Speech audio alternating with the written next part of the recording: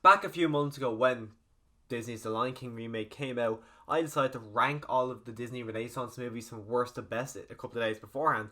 And I thought since Maleficent 2 is coming out, which is the sequel to Maleficent, which is a reimagining of Sleeping Beauty, I thought now would be the perfect time to rank the Disney Silver Age because Sleeping Beauty is a Silver Age movie.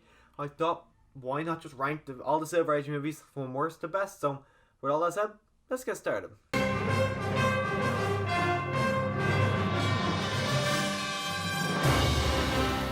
Just one quick thing before I get started. Consider clicking that subscribe button so you can watch other Disney related things. Like I'm going to be doing my Maleficent 2 review as of it'll probably be Saturday or Sunday by the time I get to it. I'll have that review up, as well as when Frozen 2 comes out. I'm going to be ranking the Disney Revival Age as well as Frozen 2 and possibly Frozen. So if you want to kind of see that kind of stuff, click subscribe so you can see all that stuff. So let's actually get started with this ranking.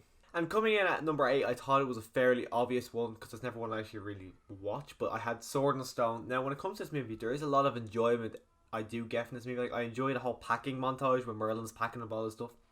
I enjoy Merlin a lot, as well as Arthur. I do enjoy them. And that weird woman, the 20 Hours Are Purple, as far as I know, it's in this movie. I have not watched this movie in a while, and that's one of my problems with this movie, is that I just don't find it to be very rewatchable. I never have, like, the itch to go back and watch. Like, with the rest of the stack I have here, I really enjoy watching. There's ones that I would watch one or maybe two times a year, but Sword and Stone I watched last year for the first time, and I have no ambition to go back and watch it.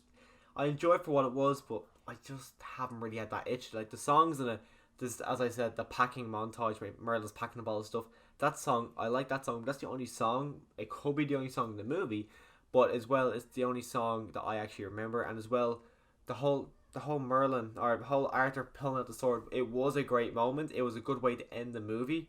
But as well, when you think it's Sword and Stone, as you can see, it's the actual cover of the Blu-ray. It's such an iconic shot. The fact that they end the movie there, it's a good way to end it. But I would have liked to see a little bit more. And as well, I've heard a lot of people saying that this is the kind of movie that would work for a live action, and I 100% agree with them. This is not like The Lion King wasn't really a live action worthy remake, but this Sword and Stone, I would like to see a live action remake. I don't know who they cast or anything, but if they've made a Sword and Stone remake, I would be there opening day to go see it. Coming in at number 7, I do have Lady and the Tramp. This is another movie I actually only seen for the first time maybe a year or two ago, but since then I've actually watched it a good few times because I really enjoy Lady and Tramp. It's never one when I was younger. I never actually had the ambition to watch, but I seen Lady and Tramp 2, I think Scott's or whatever his new, this kid's name is New Adventure. I've seen that movie loads of time because it was always on Disney Channel, and I always wanted to see the original Lady and Tramp, but I just never got around to it. So when I came older, I seen it on Blu-ray, so I bought it because I was collecting all the Disney classics, and I watched it, and I actually was surprisingly enjoyed it. There's a lot of it. Like it's not that long, but it feels a lot longer than it actually is. Just a lot of it that it kind of feels like dragged out. But of course, you got the classic meatball scene where I thought that scene was I always seen it loads of times. To actually watching the movie, I absolutely adored it. And like not last year, 2 years ago, me and my girlfriend went to Disneyland, and we actually got dinner in the Lady and Tramp restaurant, and of course I had to get spaghetti and meatballs just because it's the Lady and Tramp restaurant. But the movie itself, the songs in it, like He's a Tramp is probably one of the best Disney classic songs of all time.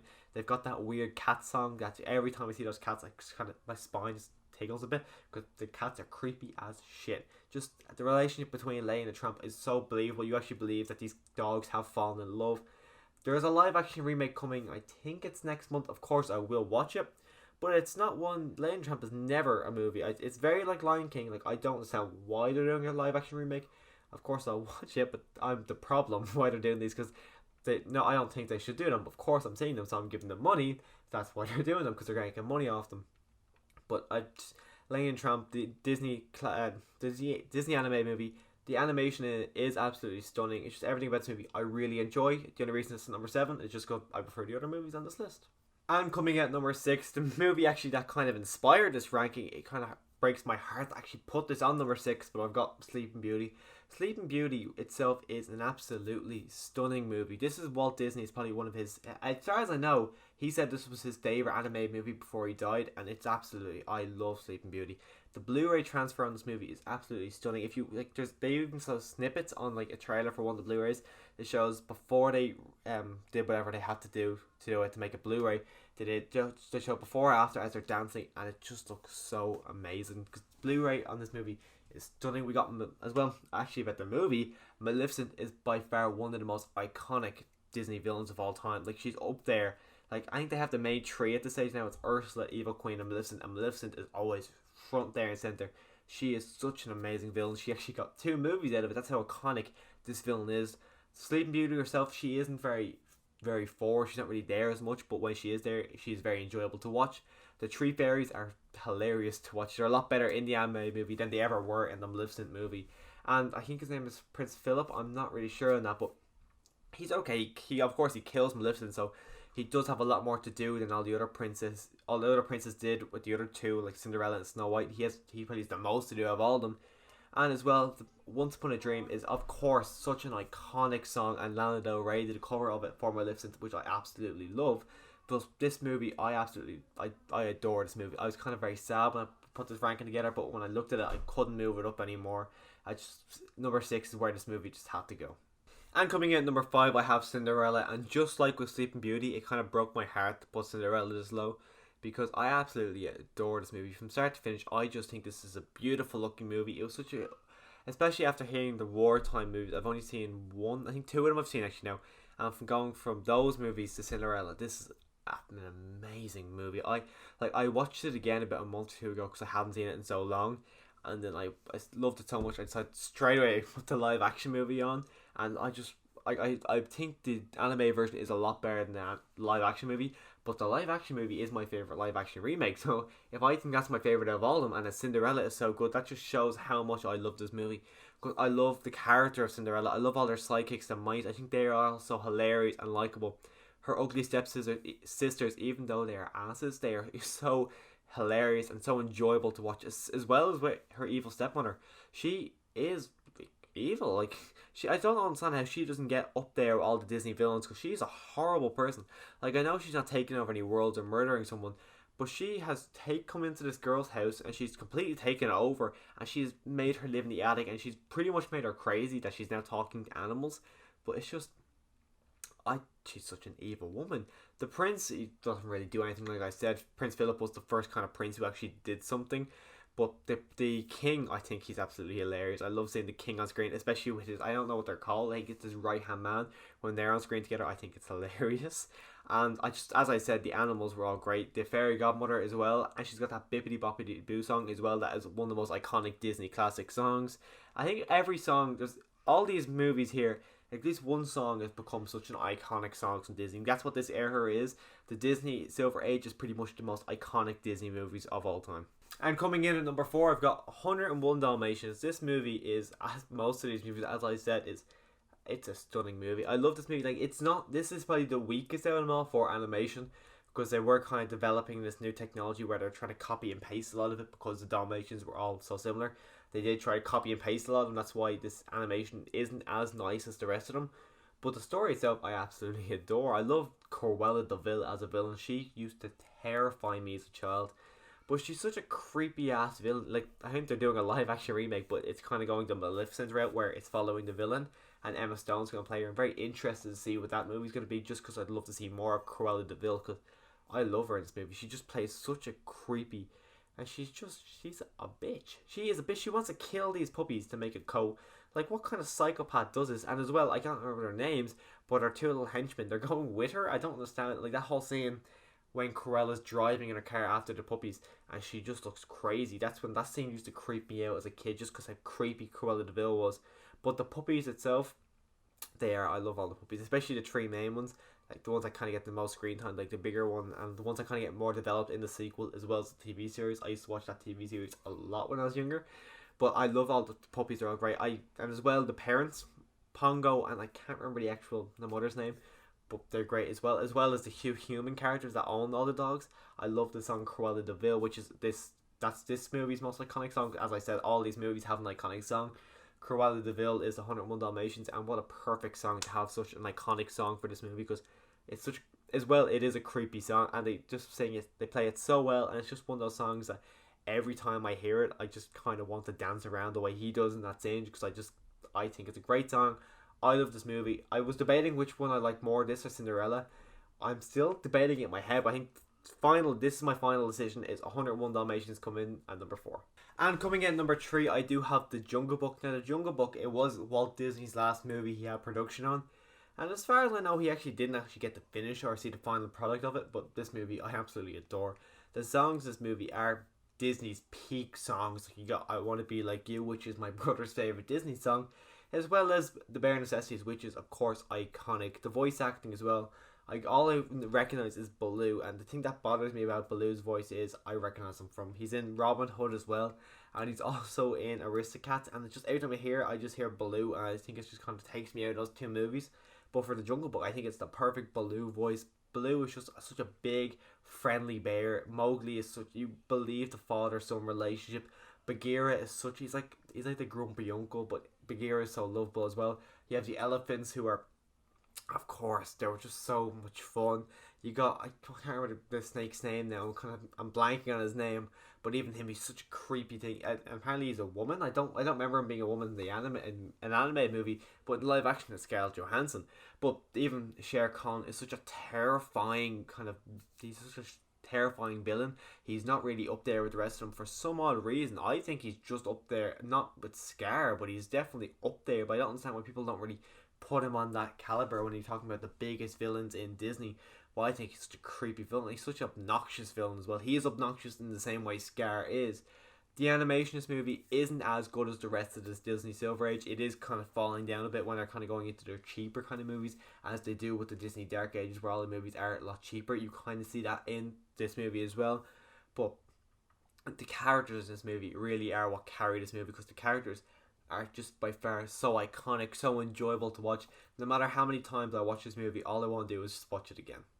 Coming in at number 2, I've got Peter Pan. Now, this was hard. This was very, very hard to decide on between my number 1, number 2. But I thought Peter Pan, even though I love it, it's going in number 2.